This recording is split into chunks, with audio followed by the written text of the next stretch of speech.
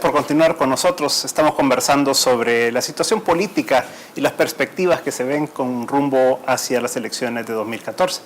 ¿Qué te parece el concepto que ha introducido Álvaro del voto estratégico? ¿Crees que tendría alguna validez aquí, que habría que analizarlo? ¿Qué te parece en general? Fuera de cámara yo le preguntaba a Álvaro si había registrado alguna experiencia cercana en el tiempo y en el espacio de aplicación de este concepto de voto estratégico. Me dice Álvaro que no, pero que esto ha tenido alguna vigencia en España, por ejemplo. Aquí lo que hemos tenido cerca más bien es el concepto de voto escondido, que es lo que sucedió con aquella famosa elección inédita entre Violeta Barrios de Chamorro y Daniel Ortega en Guatemala, donde todo el mundo decía voy a votar por Daniel, pero votaron en realidad por doña Violeta. Y todas las encuestas se equivocaron, todas, ninguna pegó. Correcto. ¿Verdad? Ese es el término voto escondido. Bueno, pero me parece que habiendo tres componentes aquí, pudiera perfectamente darse en determinado momento, solo si el concepto de voto estratégico, solo si esta percepción de triple empate en efecto se quiebra. Y que uno de los candidatos en un mes y medio, 2 meses, en otro ciclo de encuestas, deja muy clara la percepción que ya no puede competir. Entonces creo que funcionaría lo del voto estratégico y podría, yo personalmente no lo percibo así, pues, pero podría cambiar el escenario completamente y darse un triunfo en primera vuelta. Yo veo muy difícil la posibilidad de que esto se define en primera vuelta. Y voy a decir por qué. Porque es que los números, los votos duros de las marcas tradicionales, pues, andan por el 30%. No arriba, sino un poquito abajo del 30%. Y estos son sus techos.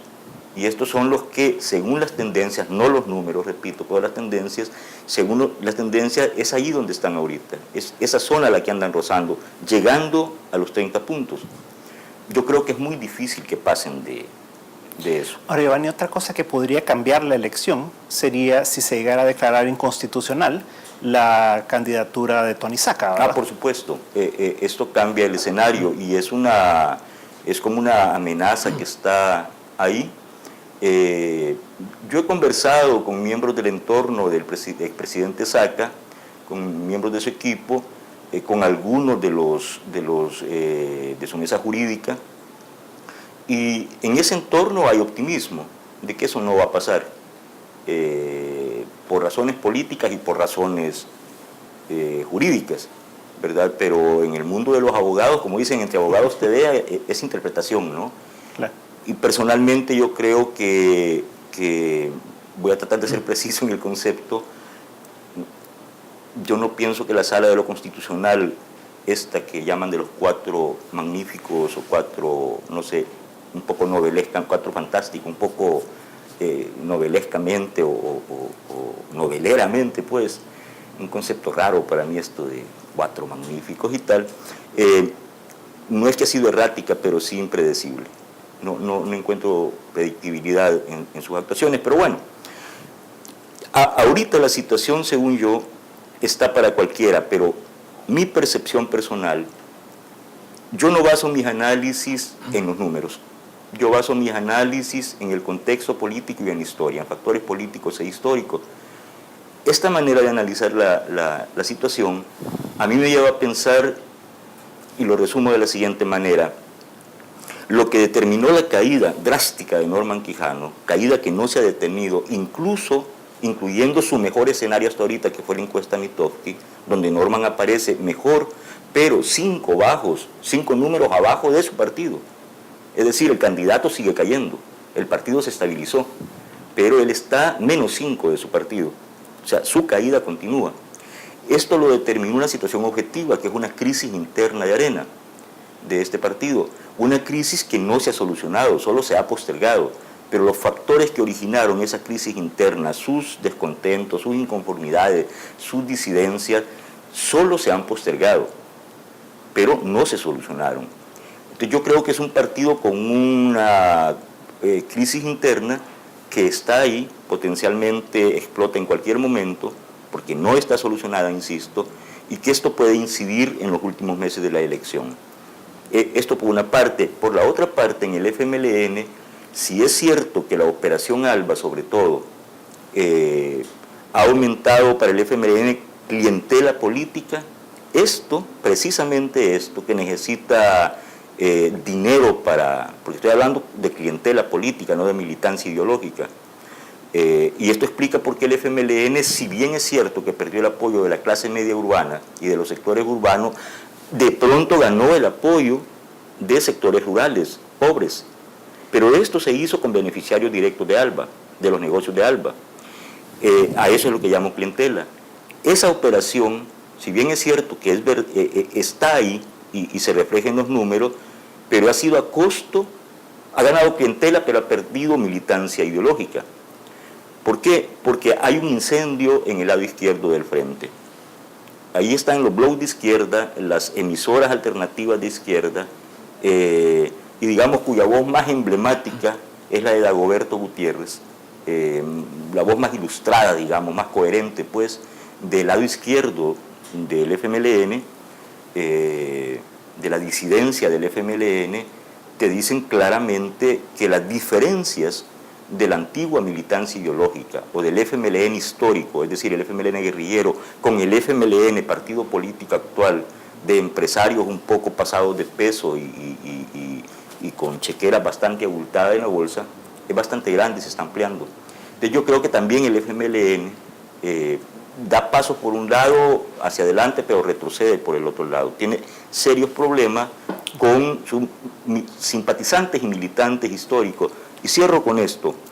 Esto es tan así que el entorno de la candidatura de Tony Saca, que de repente decían, bueno, y el entorno de Tony Saca, y de repente empiezan a aparecer en ese entorno personajes como Dagoberto Gutiérrez, como Félix Ulloa, como Joaquín Villalobos, y hay que sacar las cuentas, quiénes son estas personas que representan en la historia salvadoreña y en la sociedad salvadoreña qué peso tienen, y empiezan a perfilarse como el nuevo entorno o agregados al entorno del presidente Saca. Entonces yo ahí veo, si bien el presidente Saca, porque tiene un partido pequeño, nuevo, que tiene que posicionar esa marca que no existía, que es Unidad, con 3 partidos que tienen trayectorias largas pero que han venido en deterioro sus militancias, tiene estos problemas, tiene esos otros elementos que pueden equilibrar la situación en los próximos meses, y me refiero a la crisis interna en Arena y al problema que el FMLN tiene por su lado izquierdo. Juan Ramón, hay varios elementos para comentar. De hecho, creo que la Sala de lo Constitucional puede ser muy protagónica en estas próximas elecciones, porque tiene 2 opciones: la posibilidad de incluso cambiar el escenario y de que decreten inconstitucional la candidatura de Elías Antonio Saca, y eso da la posibilidad de que no haya 2 vueltas, sino la posibilidad de que gane en primera vuelta uno de los 2.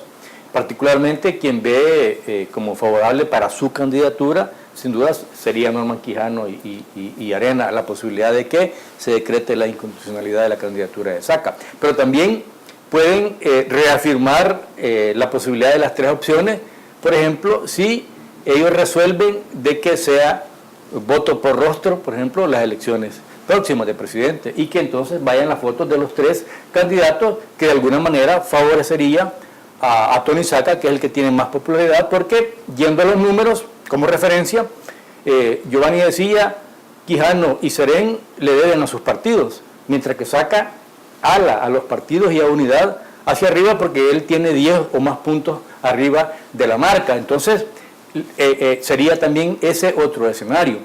Ahora, yo creo de que va a ser interesante ver cómo Saca y Unidad resuelven su debilidad, que es la falta de estructura, la falta de una organización territorial y la necesidad incluso de cuidar el voto el 2 de febrero del 2014, y ver también cómo Arena está intentándolo, el Frente está intentándolo, y yo creo que de manera correcta, resuelven también el problema de que su candidato no le suma a sus partidos.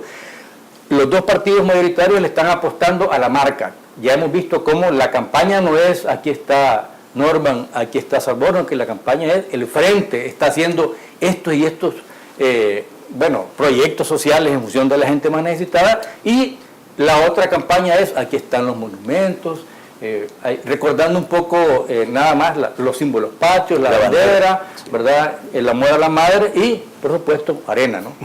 Exactamente, esa es la campaña, o sea, no vemos ahí mayores contenidos, pero sí vemos mensajes subliminales.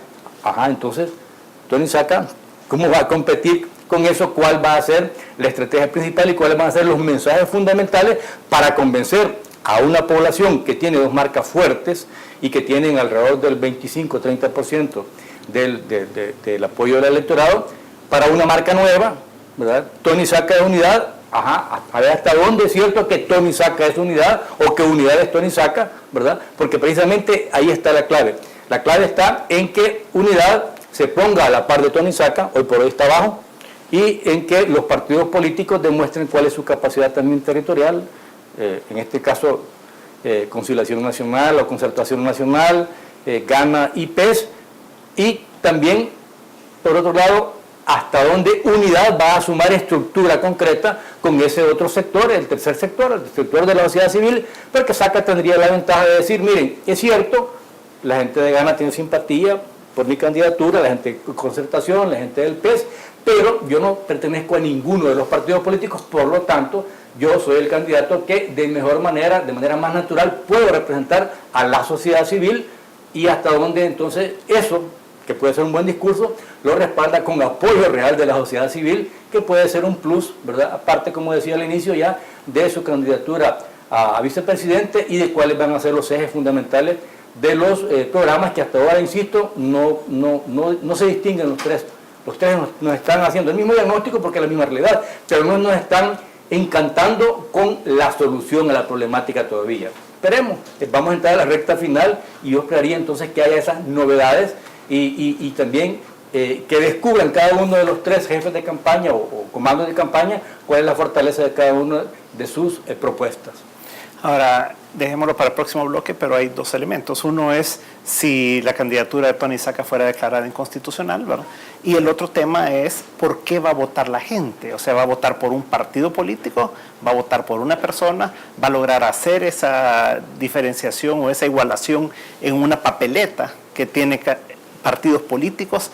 Y eso también lo dejamos para entonces el próximo bloque. Esto segundo es interesante porque ya hay algunos números que nos arrojan luz sobre eso. Correcto. Tú tienes un análisis sobre eso, ¿verdad? Sí, en relación a las encuestas, claro. En un momento estamos de nuevo con 361 grados.